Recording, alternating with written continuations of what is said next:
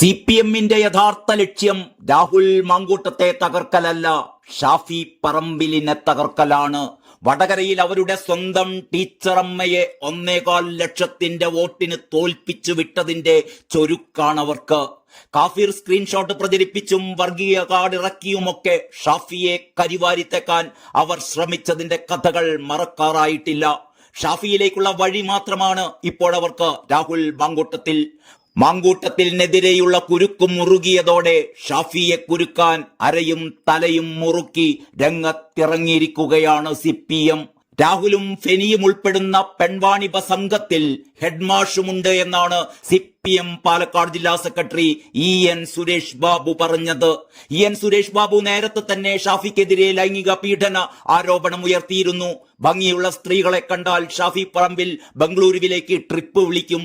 സ്ത്രീ വിഷയത്തിൽ രാഹുൽ മാങ്കൂട്ടത്തിന്റെ ഹെഡ്മാഷാണ് ഷാഫി എന്നൊക്കെയായിരുന്നു സുരേഷ് ബാബു നേരത്തെ പറഞ്ഞിരുന്നത്.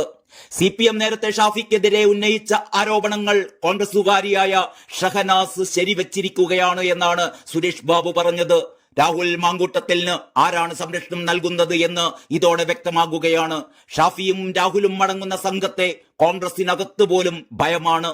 ചെന്നിത്തല ഉൾപ്പെടെ വായ തുറക്കാതിരിക്കാൻ ഷാഫി സംഘം അനുയായികളെ ഉപയോഗിക്കുന്നു. പത്തനംതിട്ടക്കാരനെ പാലക്കാട് കൊണ്ടുവന്ന് മത്സരിപ്പിക്കുന്നു. ഇതെല്ലാം ആരുടെ താല്പര്യമാണ്? ഷാഫി അറിയാതെ രാഹുൽ ഒന്നും ചെയ്യില്ല. വസ്ത്രം പോലും മാറി മാറി ഉപയോഗിക്കുന്നവരാണ് ഇരുവരും.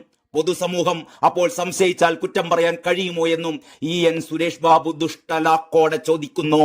ഷാഫി പറമ്പിൽ MPക്കെതിരെ BJPയും രംഗത്തെത്തിയിട്ടുണ്ട്. ആരോപണങ്ങളിൽ ഷാഫി മറുപടി പറയണമെന്ന് BJPയുടെ പാലക്കാട് ജില്ലാ പ്രസിഡന്റ് പ്രശാന്ത് ശിവൻ ആവശ്യപ്പെട്ടു.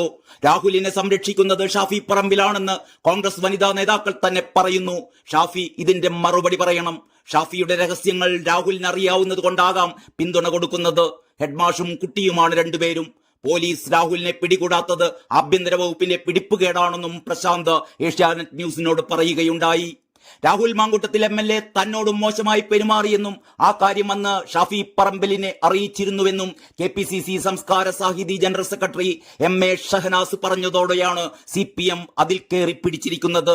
കോൺഗ്രസുകാർ അല്ലെങ്കിൽ കോൺഗ്രസുകാരികൾ തന്നെയാണ് മാങ്കൂട്ടത്തെയും ഷാഫിയെയും അടിക്കാനുള്ള വടി CPM-ന് എറിഞ്ഞു കൊടുക്കുന്നത്.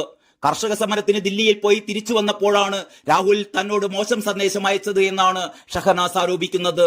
ദില്ലിയിൽ നമുക്ക് ഒരുമിച്ച് പോകാമായിരുന്നല്ലോ എന്നാണ് പറഞ്ഞത്. അതാണ് വലിയ ആനക്കാര്യമായി ഷഹനാസ് ഇപ്പോൾ അവതരിപ്പിക്കുന്നത്. അക്കാര്യം ഉൾപ്പെടെ ഷാഫിയെ അറിയിച്ചിരുന്നു അത്രേ. സ്ത്രീകളോട് മോശമായി പെരുമാറുന്ന രാഹുലിനെ അധ്യക്ഷനാക്കരുത് എന്നും ഷഹനാസ് ഷാഫി പറമ്പിലിനോട് ആവശ്യപ്പെട്ടിരുന്നു അത്രേ. ഇല്ലെന്ന് ഷാഫി പറയട്ടെ. ഷാഫി പ്രസിഡന്റ് ആയിരിക്കുമ്പോൾ സ്ത്രീകൾക്ക് പ്രവർത്തിക്കാൻ അനുമതിയില്ലായിരുന്നു. രാഹുലിനെതിരെ പല പരാതികളും ഷാഫിക്ക് ലഭിച്ചിരുന്നു. പുരുഷാധിപത്യം എല്ലായിടത്തും ഉണ്ട് എന്നും MA ഷഹനാസ് പറയുകയുണ്ടായി. കോൺഗ്രസിൽ ഇനിയും സ്ത്രീകൾക്ക് പ്രവർത്തിക്കേണ്ടതുണ്ട്. അതുകൊണ്ടാണ് ഇപ്പോൾ ഇക്കാര്യങ്ങളെല്ലാം പറയുന്നത്. പാർട്ടിയെ കളങ്കപ്പെടുത്തുന്നത് രാഹുലിനെ പോലുള്ളവരാണ്. സ്ത്രീ എന്ന രീതിയിൽ അന്ന് തന്റെ പരാതി പരിഗണിച്ചിരുന്നുവെങ്കിൽ ഈ അവസ്ഥയൊന്നും പാർട്ടിക്ക് വരില്ലായിരുന്നു. രാഹുലിന്റെ ഗാർഡിയനാണ് ഷാഫി പറമ്പിൽ. തന്നെയും MK മുനീർ MLA-യും ചേർത്തൊരു യൂത്ത് കോൺഗ്രസ് നേതാവ് അപവാദ പ്രചരണം നടത്തുകയുണ്ടായി. ഇതിന്റെ ശബ്ദരേഖയടക്കം ഷാഫിക്ക് പരാതി നൽകിയിരുന്നു.